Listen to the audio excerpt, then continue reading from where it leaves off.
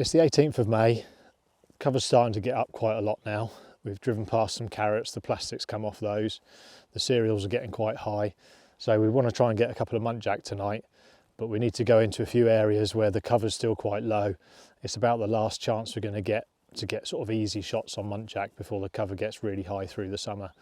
We've just had a few showers today. We just had one about 20 minutes ago, so I'm hoping that the muntjac are going to come out, dry off after the rain. So we'll go and have a look.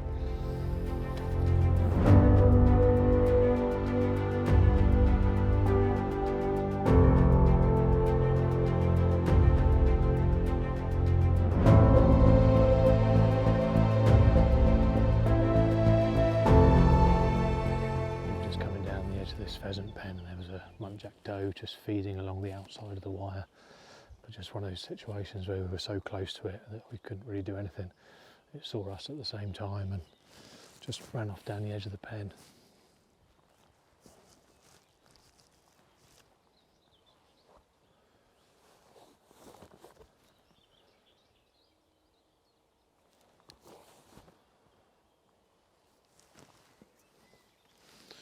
Got some new clothing this month from Seeland, which is the same company that owns Harkila.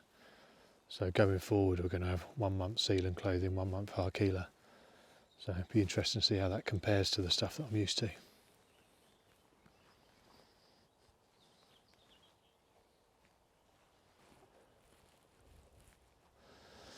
This area behind me is an old piece of heathland, but over the years the bracken has really taken over.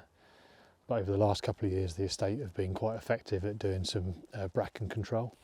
So we've now got like a nice grassy open area again, whereas usually by this time of year it would be sort of up waist high. I was hoping we're going to see something picking around the edges of these little hawthorn bushes. There's nothing obvious at the moment, so we're just going to have a look in the wood behind you where the camera is and just come along the edge and keep an eye on this open bit as we go.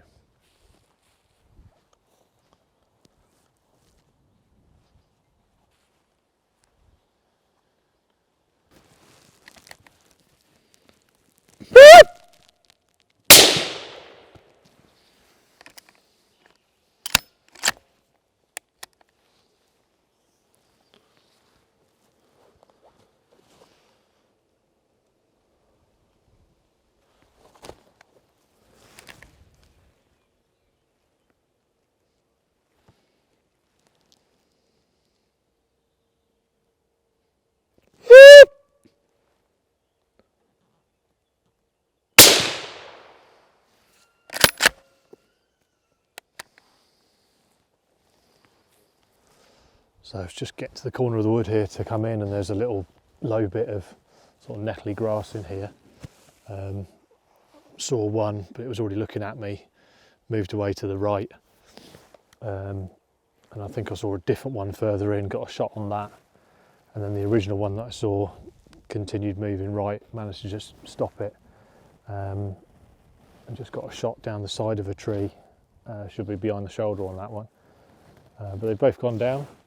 But there was no way we were going to get the camera up to have a look at them before I shot, and it was too good an opportunity to not take the shots. So just go and find those, make sure everything's okay, and then we'll carry on and try and find something that you guys can watch.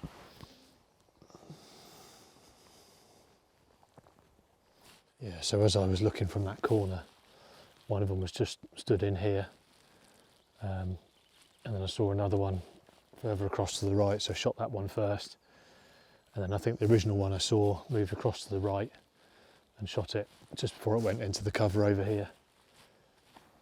Nice little open patch in here, quite a lot of bramble out the back here now. Yeah, so that was the second one I shot,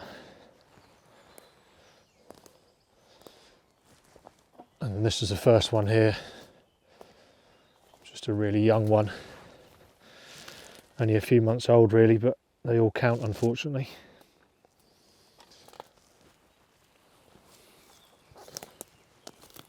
So we'll leave this one over here with the other one. Come and pick them up a little bit later on. Keep heading through the edge of the woods, see if we can find something else.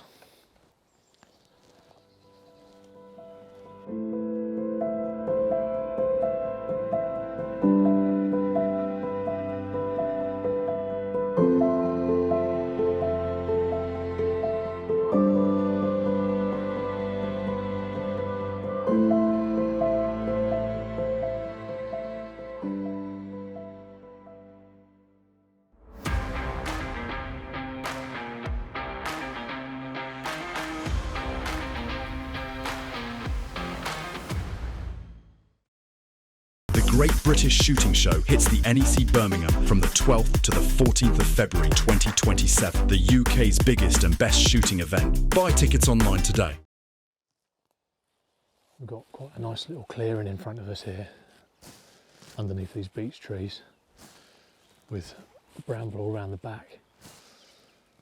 It might just be worth standing here for a few minutes. We'll have a little call with the bootalo to see if we can bring any muntjac out.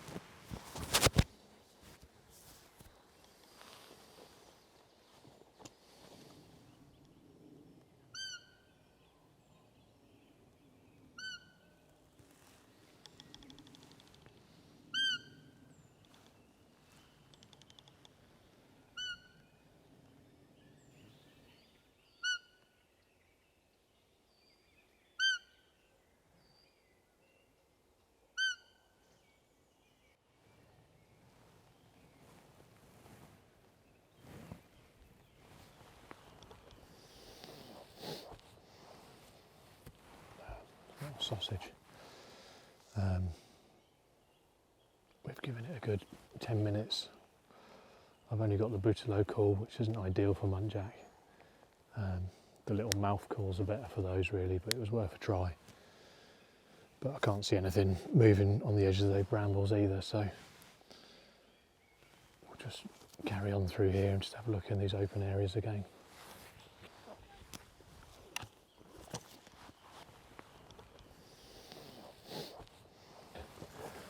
Just saw a bit of heat through the thermal there and thought it was a little muntjac, but it's actually quite a big hair, just hunched over a bit like a muntjac would be. We'll just keep going.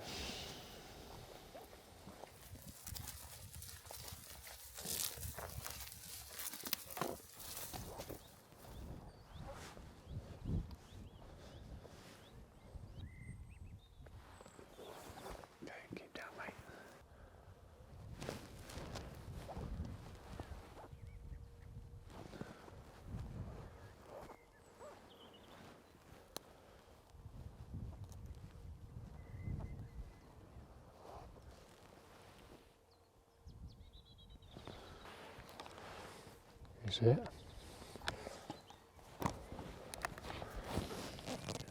You see it? See it coming down the edge there, look. Under the trees with the two trunks. Whoop!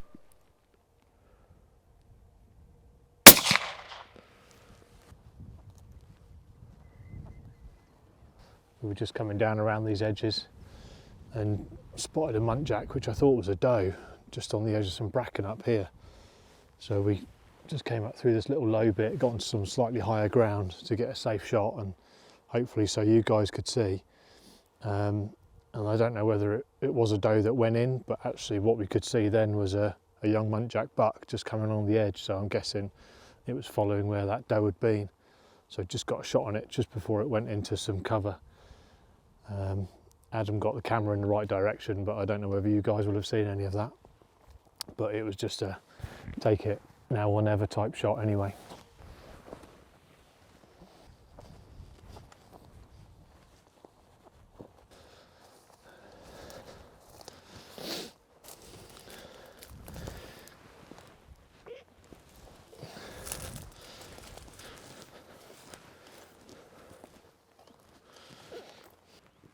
Just put it down on the floor there and literally its antlers just cast off in my hand.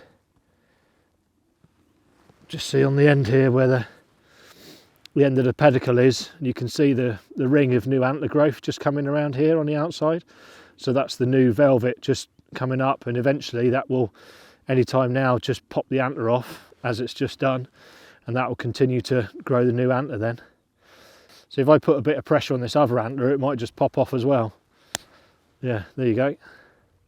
So obviously needed to give it a little bit of force, but this one was ready to cast any day. So quite unusual to get two cast muntjac antlers. yeah, nice little souvenirs and interesting for you guys to see.